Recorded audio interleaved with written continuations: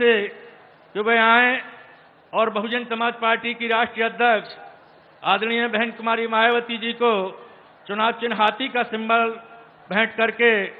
माननीय बहन जी का सम्मान करें। माननीय देवेंद्र यादव जी, बहन जी आप संघर्ष करो,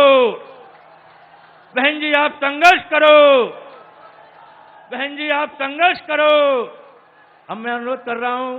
माननीय पूर्व सांसद देवेंद्र यादव जी से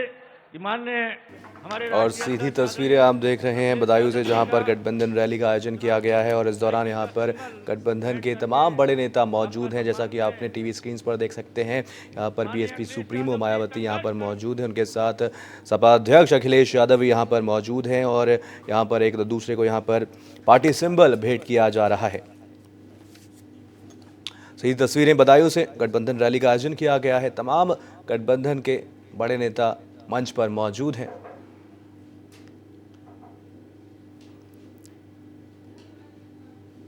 और आपको बता दें कि बदायूं में गठबंधन की महारैली का आयोजन किया गया है और एक बड़ी संख्या में लोग यहां पर मौजूद हैं। सीधी तस्वीरें बदायूं से आप अपने टीवी स्क्रीन पर देख रहे हैं और गठबंधन के तमाम बड़े नेता मंच पर मौजूद हैं। सीधी तस्वीरें बदायूं से।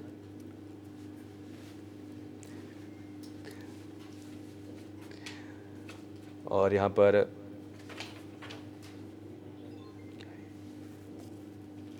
पार्टी सिंबल भेंट करते हुए मायावती जी को।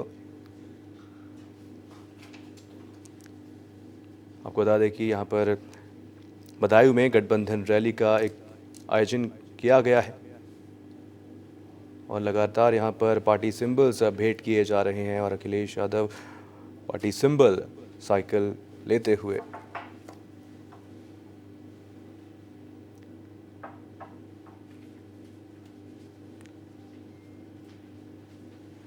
आपको बता दें कि इससे कुछ देर पहले ही यहां पर धर्मेंद्र यादव ने यहां पर जनसभा को संबोधित किया था। उस दौरान उन्होंने कहा कि विकास ही हमारा मुद्दा होगा और तमाम बड़े वादे यहां पर धर्मेंद्र यादव ने जनता से किए। उन्होंने कहा कि जनपद में यूनिवर्सिटी का स्थापना की जाएगी और बदायूं का विकास एक्सप्रेसवे से होगा। सीधी तस्वीरें आप बदायूं से देख रहे हैं, जहां पर एक बड़ी संख्या में लोग यहां पर मौजूद हैं। बदायूं में गठबंधन की महारैली का आयोजन किया गया है। यहां पर तमाम गठबंधन के बड़े नेता मंच पर मौजूद हैं। आपकी टीवी स्क्रीन पर बीएसपी सुप्रीमो मायावती और सपा अध्यक्ष अखिलेश यादव मौजूद हैं। आयरन लेडी आदरणीय बहन कुमारी मायावती जी का इंतजार था। मैं आप सबके सम्मुख इस विशाल जन सैलाब को, जो जहां तक नजर जा रही है वहां तक भीड़ ही भीड़ नजर आती है, इतने बड़े जन सैलाब को संबोधित करने के लिए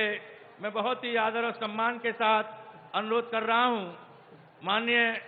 बहन जी आए और हम सबको संबोधित करने का कष्ट करें। बहन कुमारी मायावती जी जिंदाबाद,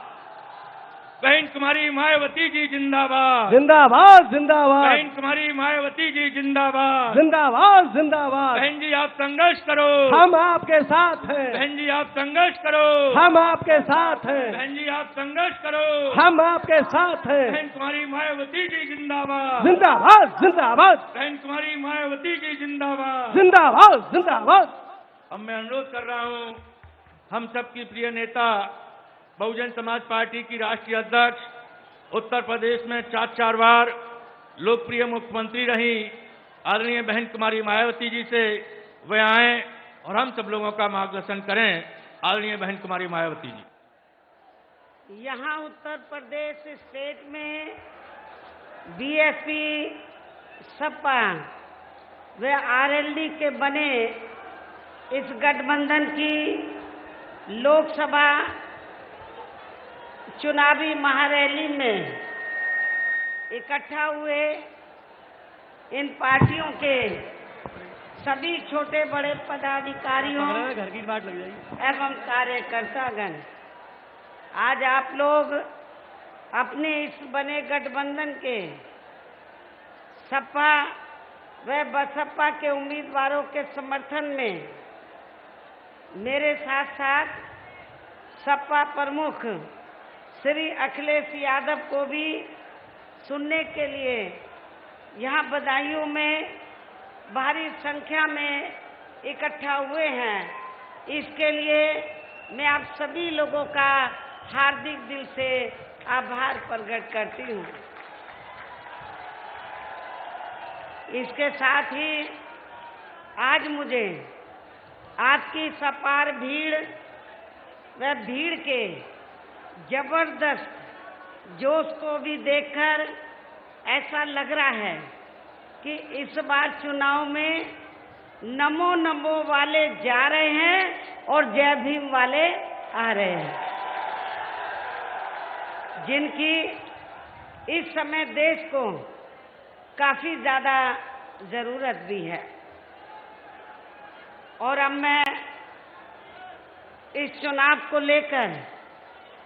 कुछ जरूरी बातें आप लोगों के सामने रखूं, लेकिन इससे पहले मैं उत्तर प्रदेश के मुख्यमंत्री योगी को इनकी इस बात का जरूर जवाब देना चाहूंगी जो इन्होंने हमारे गठबंधन के बारे में इशारा करते हुए ये कहा है कि यदि इनके अली हैं तो हमारे बजरंगबली हैं, ये कहा है। लेकिन इस संबंध में मैं इनको ये कहना चाहती हूँ कि हमारे अली भी हैं और बजरंगबली भी हैं, अर्थात हमारे ये दोनों अपने ही हैं और इन दोनों में से कोई भी गैर नहीं है। इसलिए हमें अली भी चाहिए और बजरंगबली भी चाहिए। और खासकर हमें बजरंगबली इसलिए भी चाहिए क्योंकि ये मेरी अपनी खुद की दलित जाति से ही जुड़े हैं और इनकी जाति की खोज मैंने नहीं की है, बल्कि खुद उत्तर प्रदेश के मुख्यमंत्री योगी ने की है। और इन्होंने ही खुद जनता को ये बताया है कि बजरंगबली वनवासी व दलित जाति के ही हैं। और इसलिए मैं इनकी बहुत बहुत आभारी भी हूँ, योगी जी की बहुत बहुत आभारी भी हूँ कि इन्होंने हमारे वंशज के बारे में हमें ये बहुत खास जानकारी दी, ऐसी महत्वपूर्ण जानकारी भी दी है। ऐसी स्थिति में हमारे लिए खुशी की बात यह है कि अब हमारे साथ अली भी हैं, बजरंगबली भी हैं, जिनके गठजोड़ से हमें इस चुनाव में काफी अच्छा रिजल्ट मिलने वाला है। और इतना ही नहीं, बल्कि हमारे इस गठजोड़ के साथ में यहाँ पिछड़ा वर्ग व अपर कास्ट समाज के दुखी व पीड़ित लोग भी जुड़े हैं, जो ये लोग भी बीजेपी की केंद्र व उत्तर प्रदेश सरकार की गलत नीतियों व गलत कार्य प्रणाली की वजह से काफी ज्यादा गुस्से में भी हैं। और अब मेरा यही कहना है कि देश में लोकसभा के लिए हो रहे आम चुनाव में यहाँ उत्तर प्रदेश से योगी की पार्टी को ना अली का वोट पड़ेगा और ना ही मेरी जाति से जुड़े बजरंगबली का भी वोट पड़ेगा। और वैसे भी उत्तर प्रदेश में यहाँ बजरंगबली की जाति से जुड़े हमारे दलित वर्ग के लोग कांग्रेस के साथ साथ बीजेपी को बहुत पहले ही छोड़ चुके हैं। लेकिन अब मैं आप लोगों का ध्यान इस चुनाव में अपने गठबंधन को कामयाब बनाने के लिए कुछ जरूरी बातों की तरफ दिलाना चाहती हूँ। और इस संबंध में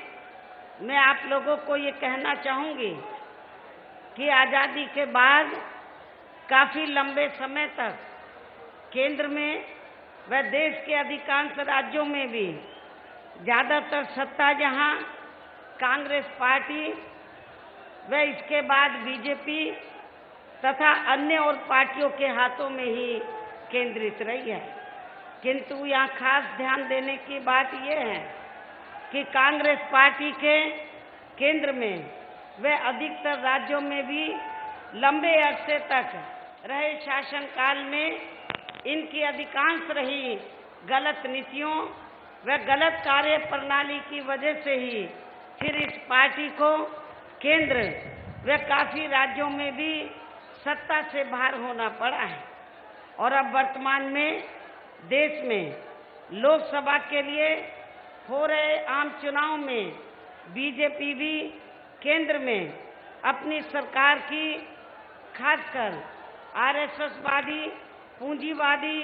संकीर्ण, सांप्रदायिक, द्वेषपूर्ण व जातिवादी गलत नीतियों एवं गलत कार्य प्रणाली की वजह से इस बार सत्ता से जरूर बाहर चली जाएगी। बीजेपी सत्ता में, केंद्र की सत्ता में इस बार किसी भी कीमत पर आने वाली नहीं है। और अभी चुनाव में इनकी कोई भी नाटकबाजी व जुमलेबाजी आदि काम में आने वाली नहीं है। और खासकर इस बार इनकी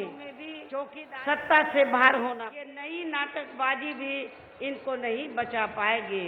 जिससे अब ये लोग इस चुनाव में जबरदस्ती देश व आम जन से जोड़कर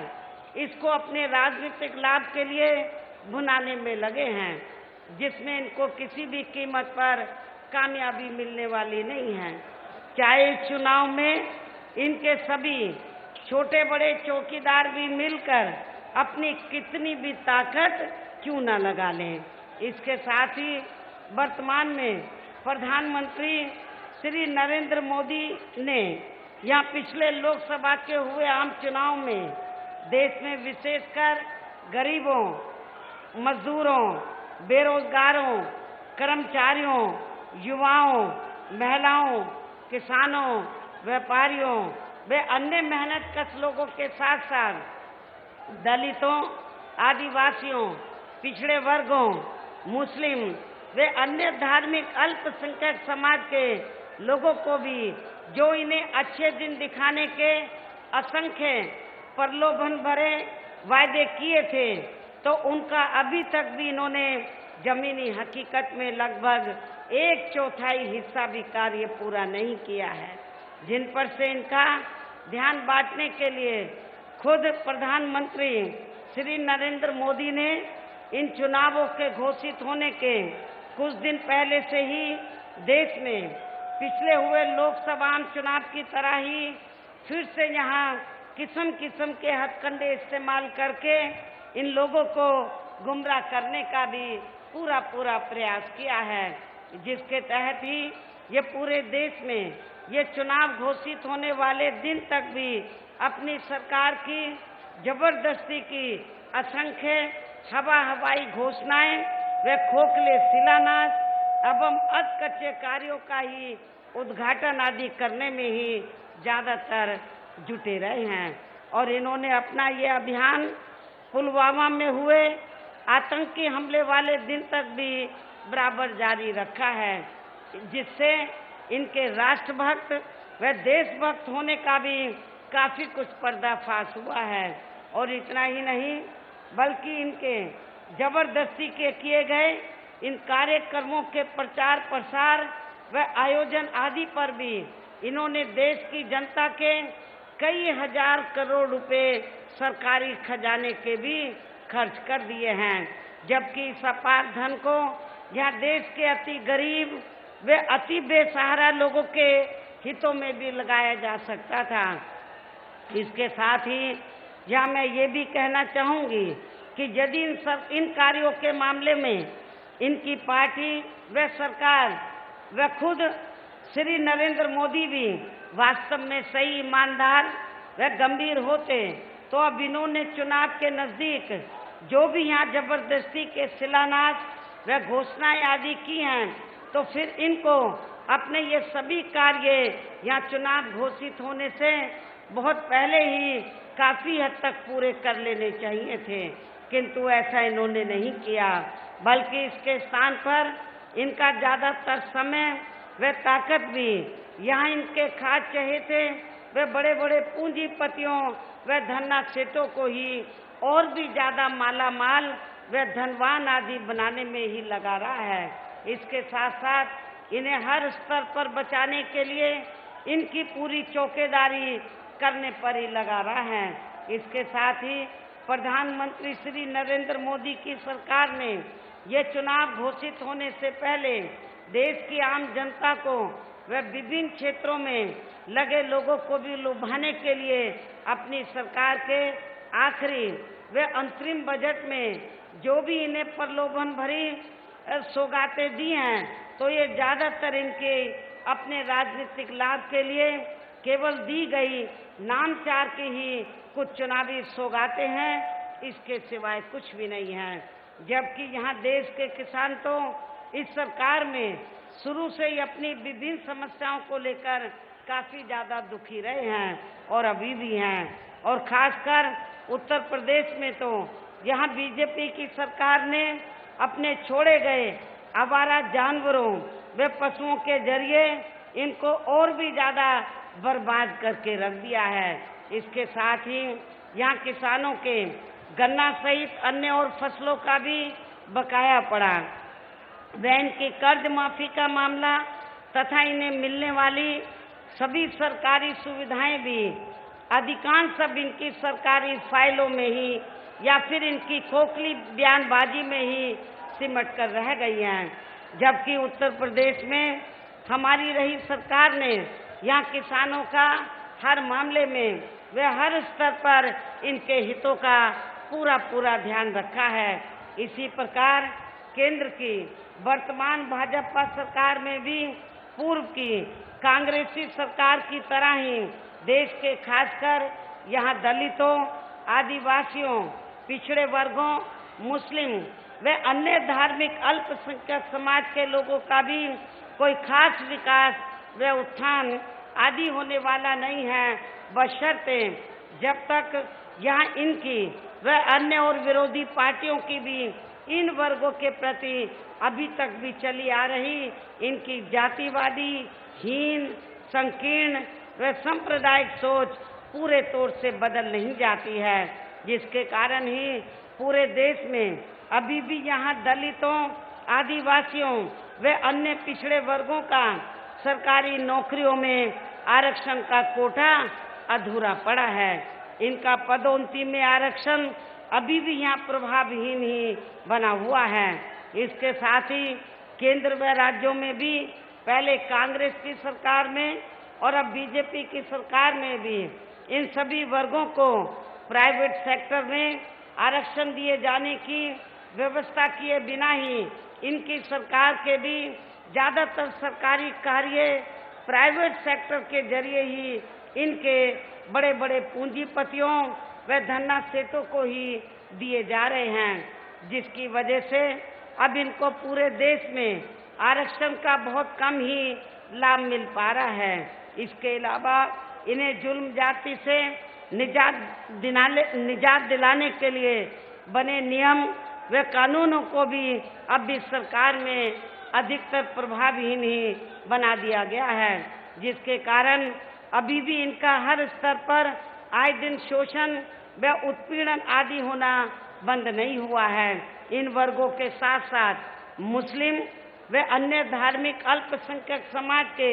लोगों की भी हालत हमें कोई खास अच्छी नजर नहीं आती है, जिसका काफी कुछ खुलासा सच्चर कमेटी की रिपोर्ट में भी किया गया है। और वर्तमान में केंद्र व अधिकांश राज्यों में भी बीजेपी व आरएसएस की सरकारों के चलते हुए अब इनका विकास व उत्थान होना भी लगभग बंद सा ही हो गया है और इन पर हर स्तर पर आए दिन हो रही जुल्म जाति भी यहाँ काफी ज्यादा चरम सीमा पर पहुंच चुकी है। इतना ही नहीं बल्कि अभी हाल ही में केंद्र सरकार द्वारा चुनाव के नजदीक देश में अपर कास्ट समाज में से गरीब लोगों को 10% आरक्षण देने से भी इनका पूर्ण रूप से उत्थान होने वाला नहीं है, बल्कि इसके लिए इनको अन्य और क्षेत्रों में भी जरूरी ठोस कदम उठाने होंगे। इसके साथ ही इनकी केंद्र की सरकार ने पूरे देश में खासकर नोटबंदी व जीएसटी को जिस प्रकार से बिना पूरी तैयारी के ही इसे बहुत जल्दबाजी में लागू किया है, तो उससे अब यहाँ पूरे देश में गरीबी एवं बेरोजगारी और भी ज्यादा बढ़ी है। इसके अलावा इससे छोटे एवं मध्यम वर्गीय व्यापारी वर्ग अभी भी यहाँ काफी ज्यादा दुखी हैं। देश की अर्थव्यवस्था पर भी इसका लगातार काफी बुरा प्रभाव पड़ रहा है। भ्रष्टाचार भी हर स्तर पर इस सरकार में काफी बड़ा है, जिससे यहाँ रक्षा सौदे तक भी अछूते नहीं रहे हैं। और खासकर कांग्रेसी सरकार में वो फोर्स का मामला और अब वर्तमान बीजेपी की सरकार में भी राफेल का मामला इस बात का खास सबूत है। इसके अलावा केंद्र की वर्तमान भाजपा सरकार में भी अपने देश की सीमाएं अभी भी पूरे तौर से सुरक्षित नहीं हैं, जिसकी वजह से ही यहाँ आए दिन आतंकी हमले होते रहते हैं, जिसमें अभी तक यहाँ काफी ज्यादा जानी माली नुकसान भी हो चुका है। और इतना ही नहीं, बल्कि अपनी इन सब कमियों व विफलताओं पर अपने विपक्ष की आवाज को दबाने के लिए भी इन्होंने एक सोची समझी रणनीति व साजिश के तहत ही इनके प्रभावशाली लोगों को, विपक्ष के प्रभावशाली लोगों को जबरन, फर्जी व गलत मामलों में फंसाकर फिर उनके विरुद्ध जबरन सीबीआई, ईडी व आईटी आदि का भी काफी ज्यादा दुरुपयोग किया है, जो अभी भी लगातार जारी है। हालांकि इसी प्रकार पूर्व में या कांग्रेस पार्टी भी इनका काफी दुरुपयोग करती रही है। और अब मेरा यही कहना है कि आजादी के बाद से लेकर अब तक केंद्र में कांग्रेस, बीजेपी व अन्य और पार्टियों की जो भी यहाँ सरकारें रही हैं, तो वे देश व आम जनहित के मामलों में ज्यादातर विफल ही साबित हुई हैं, जिन्हें देश की जनता एक बार नहीं बल्कि कई कई बार आजमा भी चुकी है और अब इन्हें और ज्यादा आजमाने की जरूरत नहीं है। और अब आप लोगों को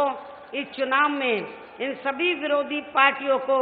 या केंद्र की सत्ता में किसी भी कीमत पर काबिज नहीं होने देना है। हालांकि सत्ता प्राप्त करने के लिए यहाँ सभी विरोधी पार्टियां किस्म किस्म के साम दाम दंड भेद आदि हथकंडे इस्तेमाल करने की भी पूरी कोशिश करेंगी, जिनसे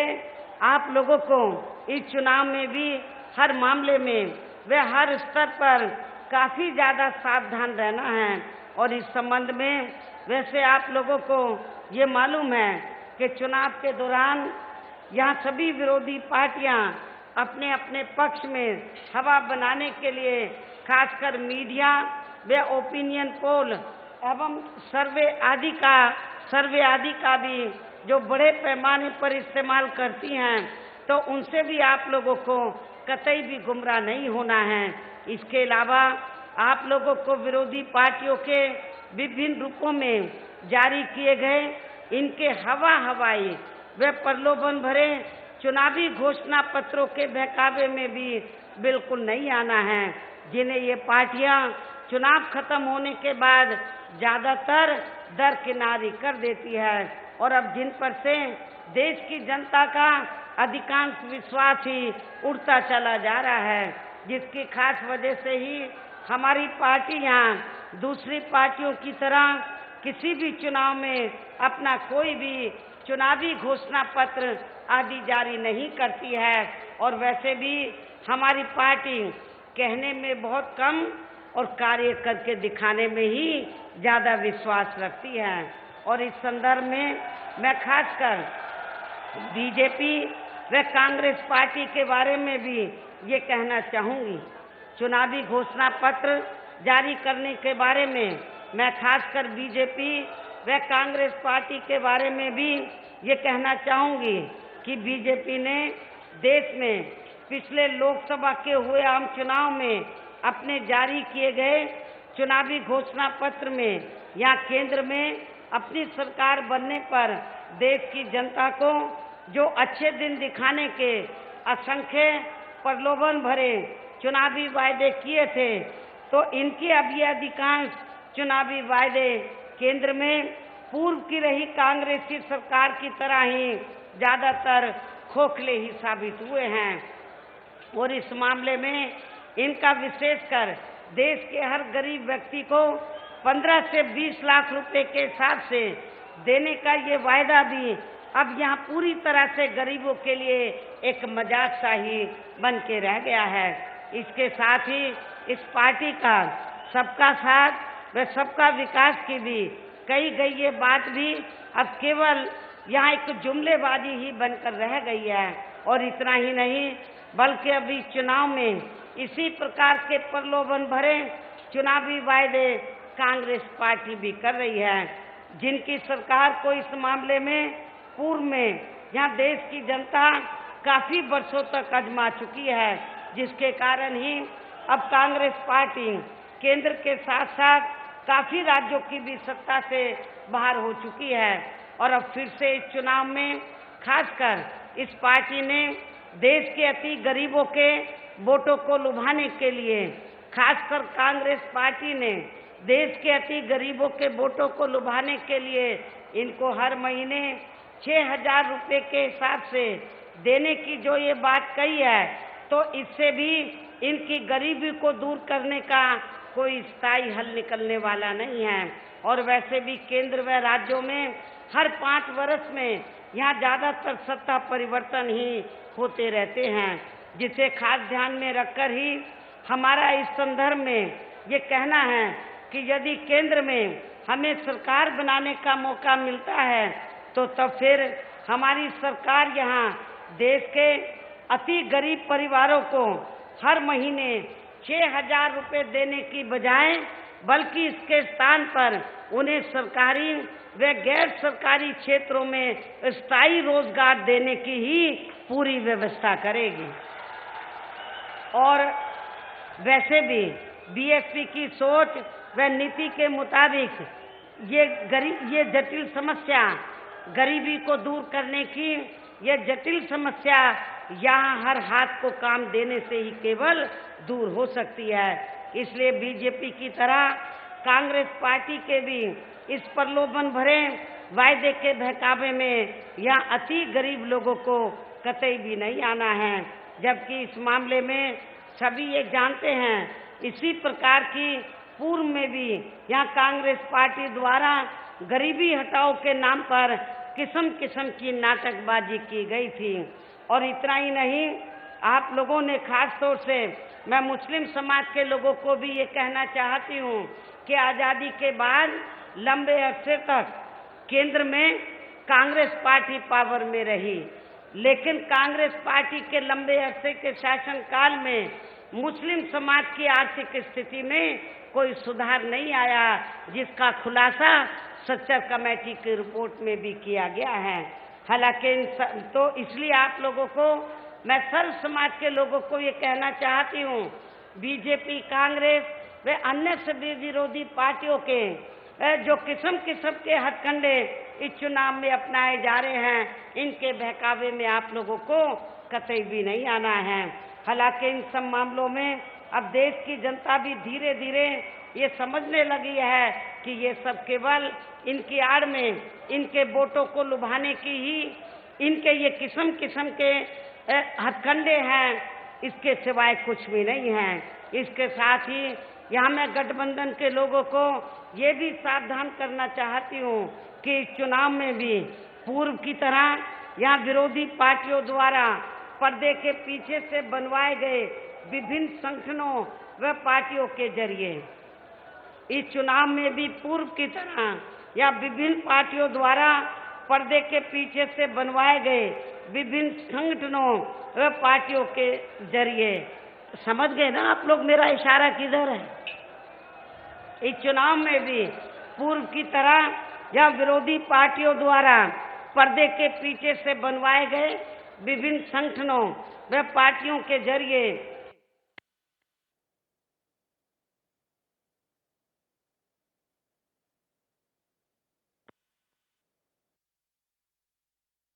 गठबंधन के लोगों को ये भी सावधान करना चाहती हूँ कि इस चुनाव में भी पूर्व की तरह यहाँ विरोधी पार्टियों द्वारा पर्दे के पीछे से बनवाए गए विभिन्न संगठनों व पार्टियों के जरिए इस चुनाव में भी पूर्व की तरह या विभिन्न पार्टियों द्वारा पर्दे के पीछे से बनवाए गए विभिन्न संगठनों व पार्टियों के जरिए, समझ गए ना आप लोग मेरा इशारा किधर है?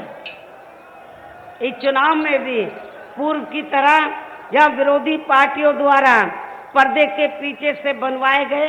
विभिन्न संगठनों व पार्टियों के जरिए इनके खड़े किए गए उम्मीदवारों को भी अपना वोट इन्हें अपने यार दोस्त, रिश्ते नातों व जात बरादरी आदि के चक्कर में भी पड़कर इनको कतई भी देकर खराब नहीं करना है, वरना फिर इसका थोड़ा बहुत लाभ या विरोधी पार्टियों को ही मिल सकता है। इस प्रकार यहाँ गठबंधन के लोगों को ये सभी सावधानियां बरत कर पहले इस लोकसभा आम चुनाव में बीजेपी को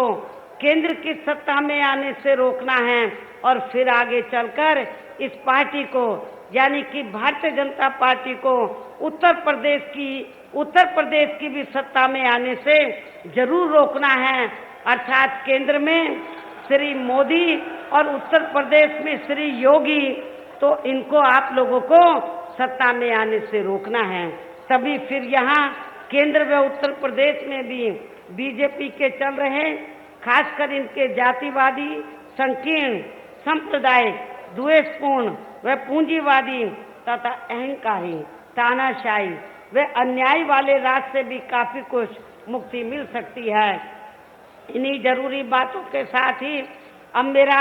यही कहना है कि आप लोगों को अपने खुद के व अपने प्रदेश के एवं देश के भी हित में अपने वोटों को इन सभी विरोधी पार्टियों को ना देकर केवल यहाँ अपने बने इस गठबंधन को ही देना है, जो ये केंद्र में अपनी सरकार बनने पर फिर यहाँ पूरे देश में अपनी सर्वजनहिताय व सर्वकूले श्री छत्रपति साहू जी महाराज, श्री नारायण गुरु, बाबा साहब डॉक्टर भीमराव अंबेडकर, राम मनोहर लोहिया दूर किया जाएगा। और इस मामले में आपका ये जो क्षेत्र पिछड़ा हुआ है, चाहे वो बदायूं है, एटा है, चाहे बरेली, ये जो क्षेत्र पिछड़ा हुआ है काफी, तो इस क्षेत्र का प्राथमिकता के आधार पर पूरा ध्यान रखा जाएगा। इसके अलावा देश में आम जनहित के कार्यों को करने के साथ साथ यहाँ समाज में खासकर कमजोर एवं उपेक्षित वर्गों के हितों का हर मामले में विशेष ध्यान रखा जाएगा। और तभी फिर यहाँ हमारे महान संतों, गुरुओं एवं महापुरुषों में भी खासकर महात्मा ज्योतिराव फूले, श्री छत्रपति साहू जी महाराज, श्री नारायण गुरु, बाबा साहब डॉक्टर भीमराव अंबेडकर, डॉक्टर राम मनोहर लोहिया, चौधरी चरण सिंह व मान्यवर श्री कांशीराम जी आदि का भी अधूरा राज सपना जरूर साकार हो सकता है। इस उम्मीद के साथ ही अब मैं आप लोगों से यही अनुरोध करती हूँ कि हमने आपके इस क्षेत्र में जिनको भी यहाँ हमारे गठबंधन ने अपना लोकसभा का प्रत्याशी बनाया है, तो उनको अब आप लोगों को जरूर कामयाब बनाना है। आप लोगों को मालूम है कि हमने बदायूं लोकसभा की सीट से हमारा जो गठबंधन है, तो गठबंधन के तहत समाजवादी पार्टी ने बदायूं लोकसभा की सीट से श्री धर्मेंद्र यादव को आप लोगों को जरूर कामयाब बनाना है। और खास तौर से मैं बदायूं जिले के लोगों को ये कहना चाहती हूँ कि हालांकि मेरा बहुत व्यस्त प्रोग्राम था, लेकिन फिर भी मैंने बदायूं को इसलिए प्रोग्राम दिया क्योंकि बदायूं जिले से मेरा विशेष नाता रहा है। आप लोग जानते हैं कि बदायूं जिले में जो बिलसी रिजर्व सीट होती थी, तो रिजर्व सीट से मुझे बदायूं के लोगों ने विधानसभा में जिता कर भेजा। बदायूं जिले के लोग जानते हैं, इसलिए बदायूं जिले के लोगों को जब मैं इधर आ गई हूँ, तो आप लोगों को किसी के बहकावे में नहीं आना है, सर्व समाज के लोगों को। तो जो इस गठबंधन से जुड़े हैं, आप लोगों को अपना वोट बांटना नहीं है, किसी भी कीमत पर वोट नहीं बांटना है, ना रिश्ते नातों के चक्कर में, ना जात बरादरी के चक्कर में, ना यार दोस्त के चक्कर में, बल्कि आप लोगों को केंद्र में बीजेपी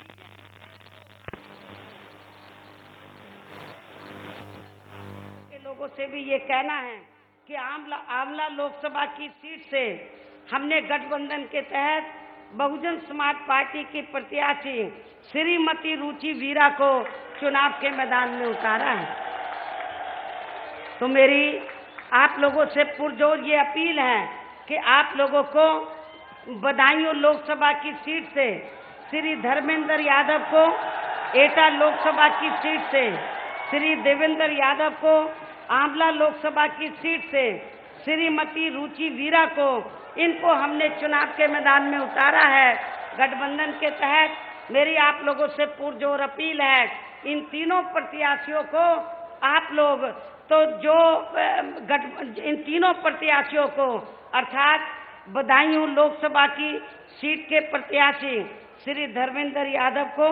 एटा लोकसभा की सीट के प्रत्याशी देवेंद्र यादव को, जो ये सपा के कैंडिडेट हैं, तो आप लोगों को समाजवादी पार्टी का जो चुनाव चिन्ह है, साइकिल चुनाव चिन्ह के सामने वाले बटन को दबाकर इन दोनों प्रत्याशियों को जरूर कामयाब बनाना है। इसके साथ ही गठबंधन के तहत बीएसपी की आंवला लोकसभा की सीट की प्रत्याशी श्रीमती रुचा वीरा को हमने चुनाव के मैदान में उतारा है। और आप लोगों को मालूम है कि बीएसपी का जो चुनाव चिन्ह क्या है, आप लोगों की विशाल आबादी की तरह, जो हाथी जो विशाल होता है, हाथी की तरह आपकी ये विशाल जो भीड़ है, तो आपका जो चुनाव चिन्ह है हाथी है। हाथी चुनाव चिन्ह के सामने वाले बटन को दबाकर श्रीमती रुचि वीरा को भी जरूर जिताना है। और अब मैं इनको आप लोगों को जरूर जिताना है। और हालांकि मुझे ये पूरी उम्मीद है कि हमारे ये उम्मीदवार इस बार जरूर चुनाव जीतेंगे, और थोड़े वोटों के अंतर से नहीं, रिकॉर्ड तोड़ वोटों के अंतर से। और वैसे भी यहाँ सपा के साथ साथ बीएसपी व आरएलडी के लोग भी पूरे जी जान से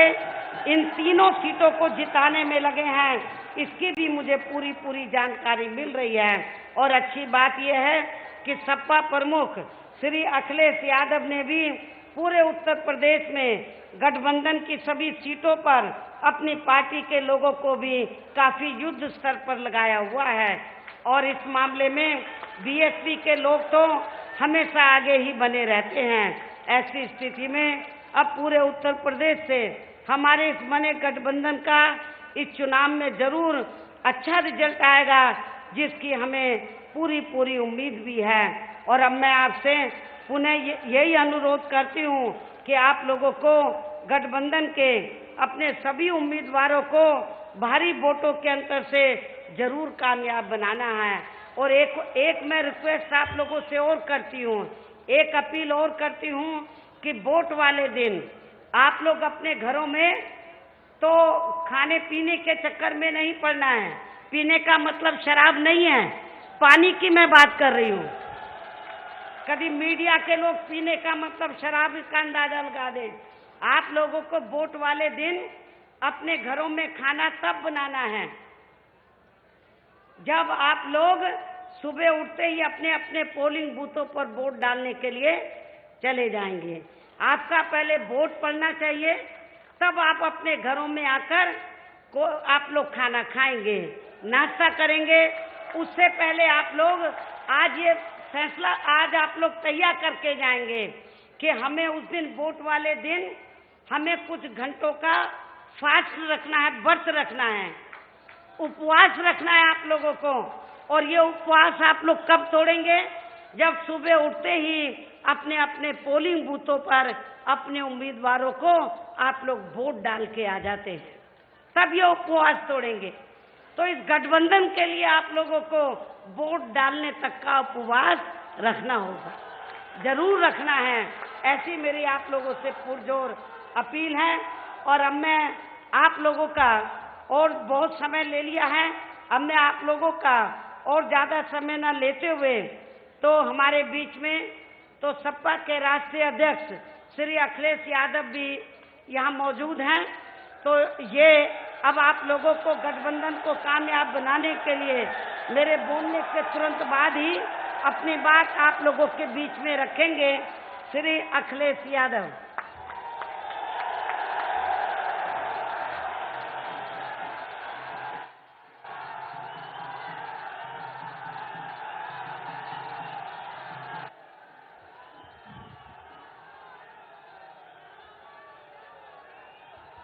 मंच पर हमारे बहुजन समाज पार्टी की राष्ट्रीय अध्यक्ष आदरणीय कुमारी मायावती जी, मंच पर उपस्थित सतीश चंद्र मिश्रा जी, बहुजन समाज पार्टी के नौजवान नेता आकाश आनंद जी,